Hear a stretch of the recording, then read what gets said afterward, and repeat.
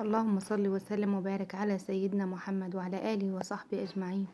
اللهم افتح بيننا وبين قومنا بالحق وأنت خير الفاتحين. حبايب قلبي، عاملين ايه النهاردة؟ وحشتوني جدا جدا والله. عايزين قبل ما نبدأ الفيديو بتاعنا نصلي على سيدنا محمد عليه أفضل الصلاة والسلام، ونشترك في القناة ونفعل الجرس عشان كل ما ننزل فيديو جديد إن شاء الله تتفرجوا عليه. تمام يا حبايب قلبي، النهاردة زي ما انتوا عارفين ان احنا في الصعيد بتاعنا. هنعمل بقى طريقة ايه الطبيخ الصعيدي اللي هو ايه، ما شاء الله، بطاطس باللحمة، رز بالشعرية، الغدا العادي بس بالطريقة الصعيدية ان شاء الله. زي ما انتوا شايفين كده، حطينا الشوربة، حطينا فيها بصل وطماطم وفلفل ومرق الدجاج والحاجات الحلوة بتاعت الشوربة بتاعتنا دي. وخلاص المية هتغلي معانا، وهننزل بقى ايه اللحمة بتاعتنا زي ما انتوا شايفين كده. بسم الله ما شاء الله. الاكل الصعيدي ريحته يا جماعة حلوة قوي. بيطبخوا هنا بالسمنة البلدي الفلاحي بتاعتنا ما شاء الله. زي ما انتوا شايفين كده، هنعمل شوية بطاطس باللحمة وشوية رز بالشعرية. بسم الله ما شاء الله، هيعجبكم الفيديو النهاردة. ما تنسونيش في اللايك والاشتراك في القناة يا حبايب قلبي. تمام كده خلاص. هنسيب اللحمة بقى بتاعتنا ايه تستوي، وهنشوف هنعمل ايه في التقلية اللي هي التقلية بالطماطم الصلصة الصعيدية. تمام كده. اللهم صل وسلم وبارك على سيدنا محمد. كانت كده اللحمة استوت معانا. هنعمل بقى ايه هنحط معلقتين سمنة بلدي. اللهم صل وسلم وبارك على سيدنا محمد وعلى آله وصحبه أجمعين.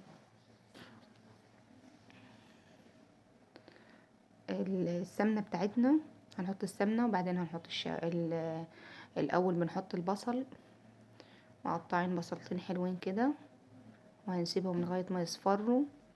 عندهم هنا طريقة بيعملوا التومة بالفلفل بيحبشوها يعني زي ما انتوا شايفين كده، توم وفلفل وكمون وكزبرة وفلفل اسود زي ما انتوا شايفين. دي بقى بتكون خلطة بتتحط على ايه، على البصلة لما تحمر. تمام. اللهم صل وسلم وبارك على سيدنا محمد حبيبي يا رسول الله. الاكل الصعيدي يا جماعة يعني ايه، بسيط جدا وجميل.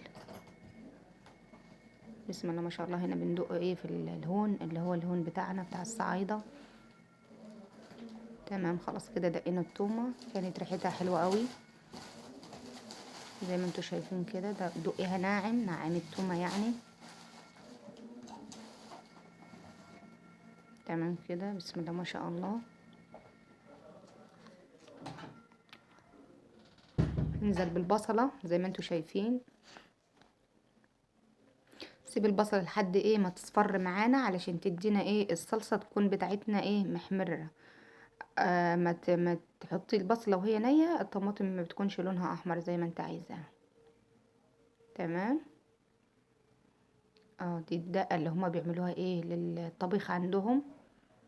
بس بصراحة كانت ريحتها حلوة قوي مع البصلة. اول ما تنزلي بيها على البصلة تكون ريحتها جميلة جدا. بسم الله ما شاء الله. والسمنة البلدي برضو عاطية ريحة تجنن. خلاص كده زي ما انتوا شايفين البصلة اصفرت معانا. حبيبي يا رسول الله. اللهم صل وسلم وبارك على سيدنا محمد.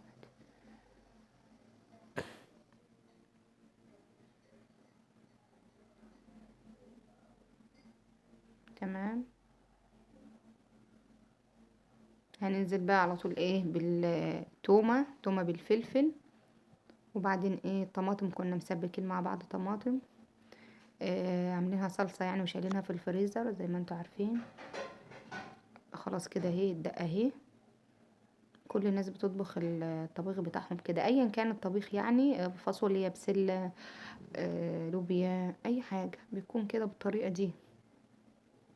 متعودين عليها ومش بيغيروها بصراحة، لانها حلوة اكلهم، واكلهم حلو وريحته حلو. بسم الله ما شاء الله عليه.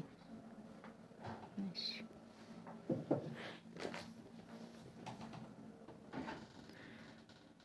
ايه رأيكم في الشكل؟ وكمان انا شامه الريحه، شامين الريحه معايا، ريحتها كانت حلوه قوي بصراحه. ليهم تكات وحركات كده في الاكل بتخلي الاكل يطلع ايه، الاكل بتاع زمان، فاهمين؟ بسم الله ما شاء الله. زي ما انتوا شايفين كده. خلاص كده ايه، خلصنا هنتش بقى الطماطم بتاعتنا زي ما انتوا شايفين.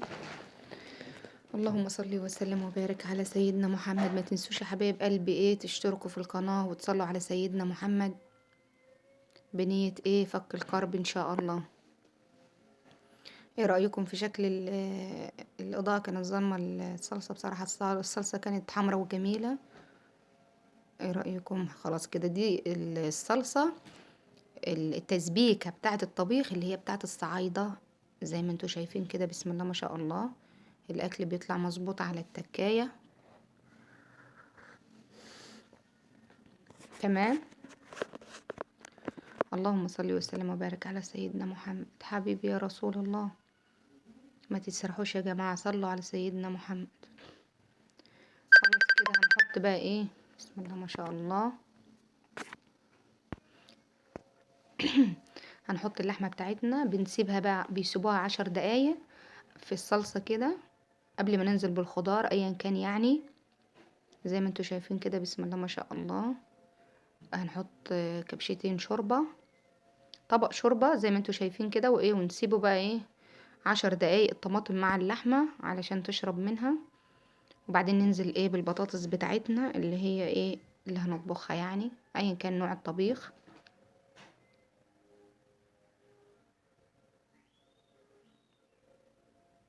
خلاص كده يا حبايب قلبي، نعمل بقى ايه شوية رز بالشعرية بالطريقة الصعيدي، بس هيعجبكم ان شاء الله.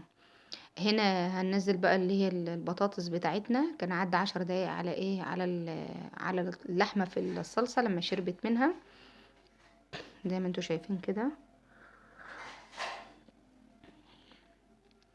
بسم الله ما شاء الله، فضل ونعمة يا رب. اللهم لك الحمد على نعمك علينا يا أرحم الراحمين. بسم الله ما شاء الله. ايه رأيكم في لون الصلصة ولون الطبيخ؟ حلو قوي، بسم الله ما شاء الله. هنا بقى ايه، هنعمل رز بالشعرية. هنحط كوبايتين شعرية. هنا بنعمل بكميات عادي عشان ايه العيلة مثلا مش فردين يعني، العيلة كبيرة بسم الله ما شاء الله. هنعمل ايه بقى، الشعرية بتاعتنا في سمن بلدي برضو، كل الطبيخ بسمن بلدي هما اللي بيعملوه. تمام. زي ما انتوا شايفين كده، نسيب الشعرية لما تتحمر معانا كويس، وبعدين هنغسل الرز بتاعنا وهننزل بيه ايه على الشعرية كده. خلاص كانت ايه اتحمرت معانا الشعرية. حبيبي يا رسول الله، وحشتوني حبايب قلبي. من ساعة ما جيت الصعيد وانا بصراحة مش عارفة ايه انتظم كل يوم في الفيديوهات، بس ان شاء الله ايه كل حاجة تتعدل. بس انتوا وحشتوني قوي والله. واي حد اشترك عندي في القناة شرفتوني ونورتوني يا حبايب قلبي، اخواتي في الله. خلاص كده يا حبايب قلبي، زي ما انتوا شايفين نزلنا برز على الشعرية. ايه رأيكم في الشكل الرز وشكل الطبيخ؟ بصراحة حاجة حلوة قوي. وانتوا عارفين ان العين بتاكل قبل البق. بسم الله ما شاء الله. الحاجة ايه كانت شكلها حلو وطعمها يجنن برضو، حلوة الحمد لله يا رب. هنا بقى هنسيب الرز يتشمع مع الشعرية في السمنة، يتشمع 10 دقايق كده، وننزل عليه بالشوربة بتاعتنا السخنة او المية بتاعتنا السخنة. اهم حاجة ما تنزليش الا بتكون حاجة سخنة كده زي ما انت شايفة قدامك. هنطش الرز، نغطي الرز فوق الرز كده معلقة يعني، علشان يكون التشريبة بتاعته المظبوطة زي ما انتوا شايفين. هنا كان في طماطم في الشوربة. خلاص كده يا حبايب قلبي، بسم الله ما شاء الله. اللهم دم علينا نعمك يا رب. الحمد لله يا رب، الحمد لله. خلاص كده يا حبايبي، هنسيبه يستوي على نار هادية، وهنقدم بقى ايه الغدا بتاعنا كده. خلاص كان الرز بتاعنا استوى، بسم الله ما شاء الله. ايه رأيكم في الجمال ده؟ مفلفل والرزاية بروح حباية بحبايتها. هنقدم الغدا، تعالوا اتغدوا معانا يا حبايب قلبي، وبألف هنا وشفا على قلبكم يا رب. ايه رأيكم في اللوحة الفنية دي؟ ما تنسوش تشتركوا في القناة وتفعلوا الجرس، واشوفكم على خير ان شاء الله يا حبايب قلبي في فيديو جديد. شرفتوني ونورتوني، اختكم في الله. مع الف سلامة يا حبايب قلبي، مع الف سلامة في رعاية الله. زي ما انتوا شايفين خلاص هنتغدى.